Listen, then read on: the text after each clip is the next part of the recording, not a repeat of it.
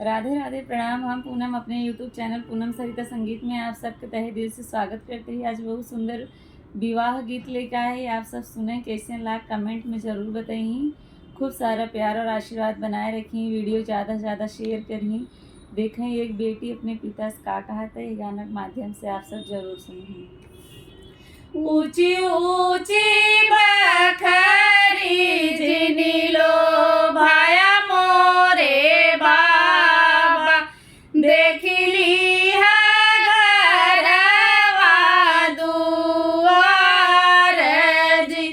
ऊंची ऊंची बखरी जिनी लो भाया मोरे बाबा, देखली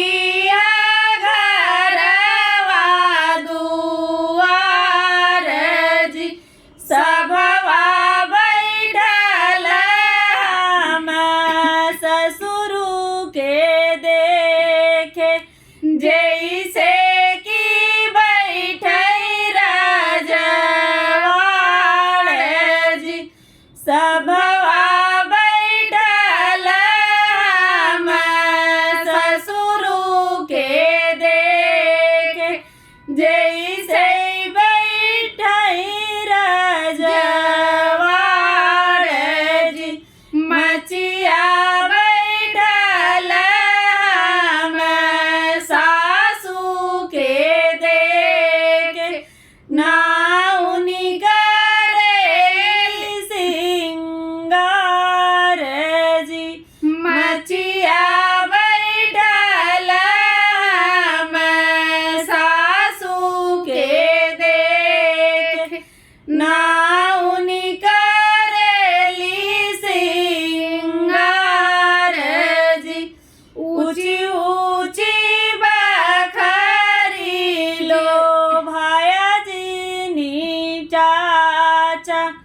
देखली घरवा दुआर जी, घोड़वा चढ़ल हम भसुरु के देखे, जैसे कि बैठई कोतवाल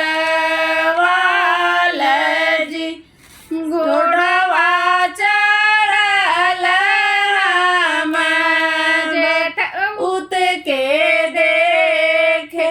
जैसे कि बैठई कोतवाल जी। राम रसोइया बैठल जेठनी के देखे, चेरिया जैसान लिपिसान जी। राम रसोइया बैठल चेरिया जैसान लिपिसान जी। ऊंची ऊंची बखरी जिनी लो भाया मोरे भैया, देखलिया घरवा दुआर जी। पनिया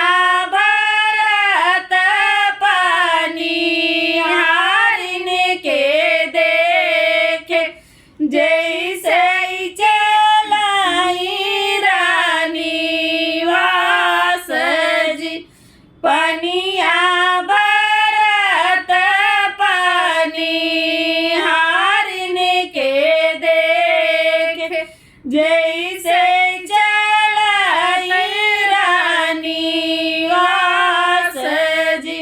ऊंची ऊंची बखरी जिनी लो देखलिया घरवा दुआर जी। द्वारे पे बैठल कुकुरा